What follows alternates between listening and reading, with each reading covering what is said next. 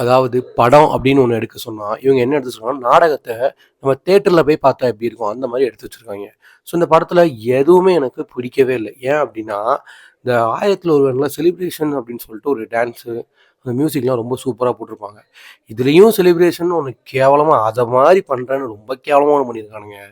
Villain dance ஆடுறேன்னு சொல்லிட்டு இந்த பத்மாவதி படத்துல ஒரு டான்ஸ் இருக்கும். ரொம்ப நல்லாயிருக்கும். வில்லன் டான்ஸ் ஆடுன அந்த ஒரு இது வந்து, அதே மாரி என்னமோ பண்ற நீ இதுலயும் என்னத்த பண்ணி வச்சுக்கிட்டு, எடுக்கிற ஒவ்வொரு சீனுமே எல்லாமே நமக்கு இந்த நாடகத்துல பார்க்குற மாரியே இருக்கும்.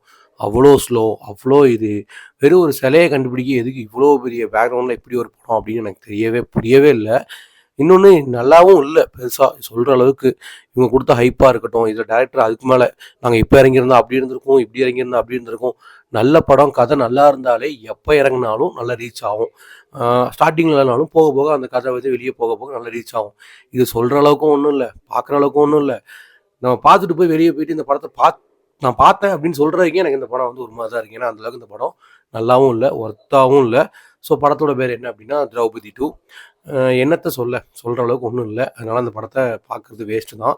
இதுக்கு நீங்க நாடகத்தையே பார்த்துட்டு போயிரலாம். ஏன்னா அந்த மாரி தான் எடுத்திருக்காங்க. கதைன்னு பார்த்தீங்கன்னா ஒண்ணுமே கிடையாது. அதாவது ஒழுங்கா தூர்வாரல குளத்த.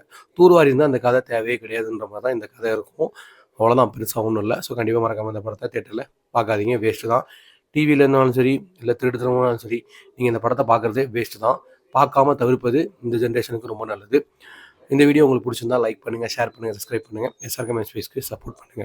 நாளைக்கு ஒரு நல்ல வீடியோவோட பார்க்கலாம். பாய்.